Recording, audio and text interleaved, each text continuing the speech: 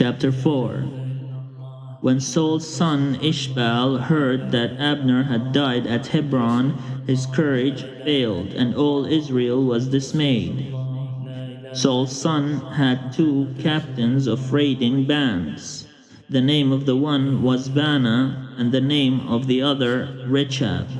They were sons of Rimmon, a Benjaminite from Beeroth, for Beeroth is considered to belong to Benjamin.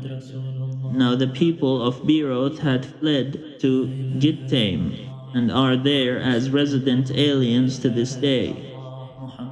Saul's son Jonathan had a son who was crippled in his feet. He was 5 years old when the news about Saul and Jonathan came from Jezreel. His nurse picked him up and fled, and in her haste to flee it happened that he fell and became lame. His name was Mephibosheth.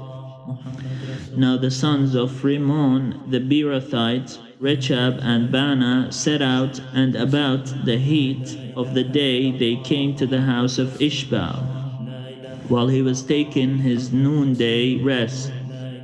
They came inside the house as though to take wheat, and they struck him in the stomach.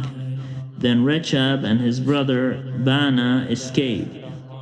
Now they had come into the house while he was lying on his couch in the bedchamber. They attacked him, killed him, and beheaded him. Then they took his head and traveled by way of the Arabah all night long. They brought the head of Ishbaal to David at Hebron, and said to the king, "Here is the head of Ishbaal, son of Saul, your enemy, who sought your life.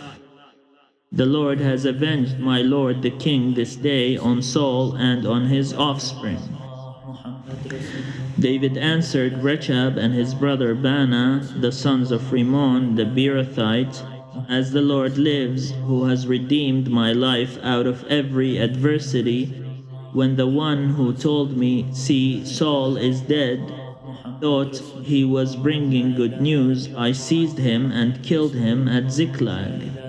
This was the reward I gave him for his news.